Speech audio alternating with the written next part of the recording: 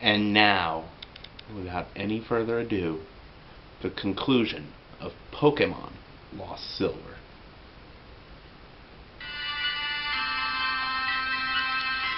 After failing to interact with anything in this room, I decided to go outside. To my surprise, that door leading outside at the south didn't work. And instead, I just walked straight through it to a void. I continued moving south to see what the was going on. My house vanishes as I head south into the void.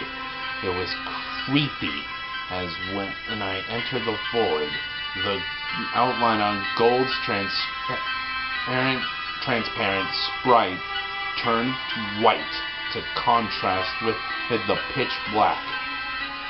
Eventually, I reached a white area and Gold's sprite turned black and transparent again. I continued south without thinking of stopping at all. After a long trek south, I finally encountered something. It was Gold's regular sprite. I talked to it. He said, "Goodbye forever." Notably, with a space in between the forever and ... and vanished. As that happened, it said, question mark, used nightmare.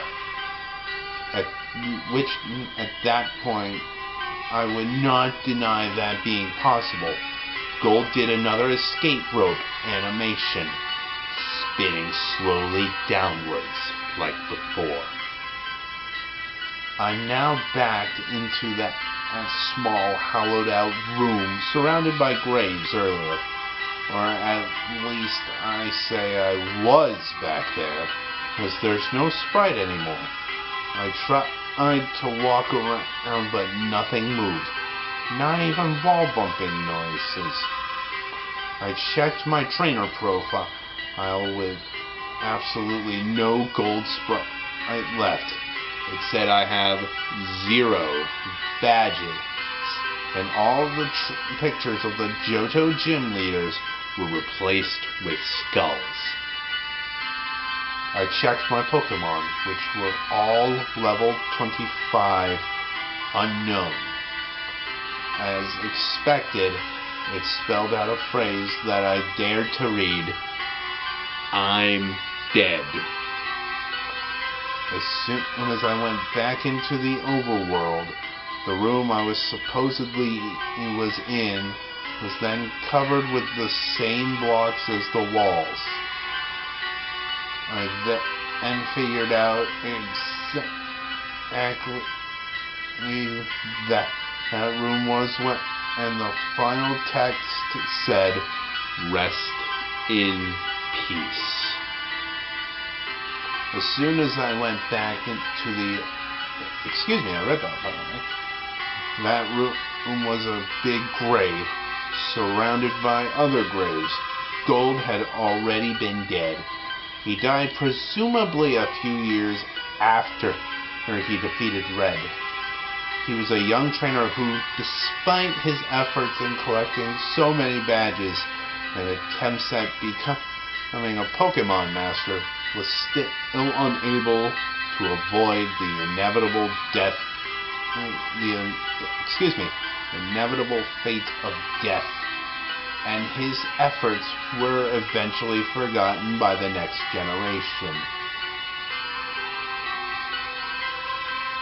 I was unable to escape from that text no matter what I pressed. I tried resetting the game and the same thing happened. At which I then finally decided to give up on that horrible nightmare. After that experience, I will never look at the gimmick unknown the same way again.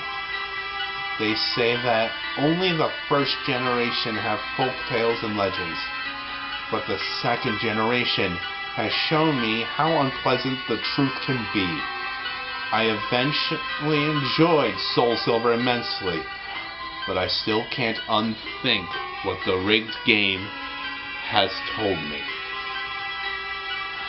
Well, up minus a couple stutters in that becoming a multi-part video, I think that went rather well. I'm going to stop this music because, well, the Lavender Town music freaks me out after too long. There you have it.